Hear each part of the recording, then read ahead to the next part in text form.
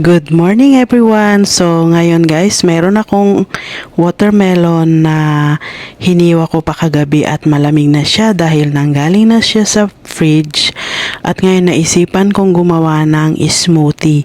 So bale dalawang klase itong gagawin kong smoothie.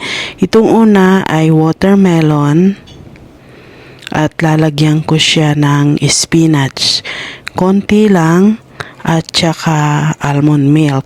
First time kong gumawa nitong flavor na to guys.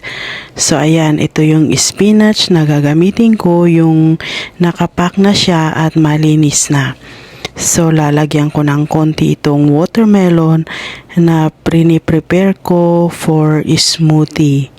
Ayan, ilalagay ko lang siya guys dahil maliit itong aking blender, yung Magic Bullet itong gamit ko. Medyo matagal ko nang hindi nagagamit, kaya ngayon naisipan kong gamitin. So ito na yung watermelon, spinach at lalagyan ko siya ng konting unsweetened almond milk. So ganyan lang siya kadami.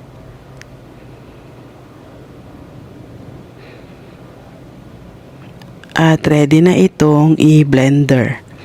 So ayan ang itsura niya guys. So maglalagay pa ako ng isang watermelon, isang hiwa. Dahil pag na-blend na ito ay liliit yung loob, kaya maglalagay pa ako ng isang slice, and then yan. Tatakpan ko siya and then saka ko siya i-blend.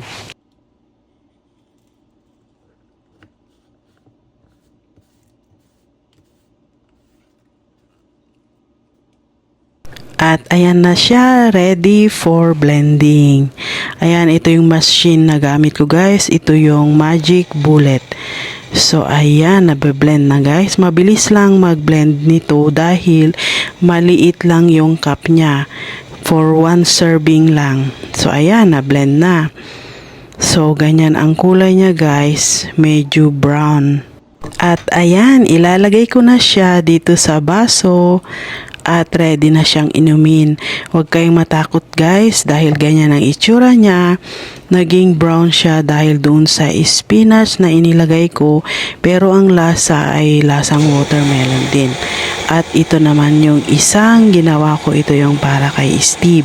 Yung nauna ay para sa akin. Ito ay watermelon with almond milk lang. So ayan, natapos na rin yung pangalawang smoothie na ginawa ko at ilalagay ko na siya dito sa glass para ready na siyang inumin. Ayan, napaka-cute ng kulay, napaka-refreshing din ang lasa. So yan lang for today's video guys. Thank you so much for watching. See you on my next one. Bye!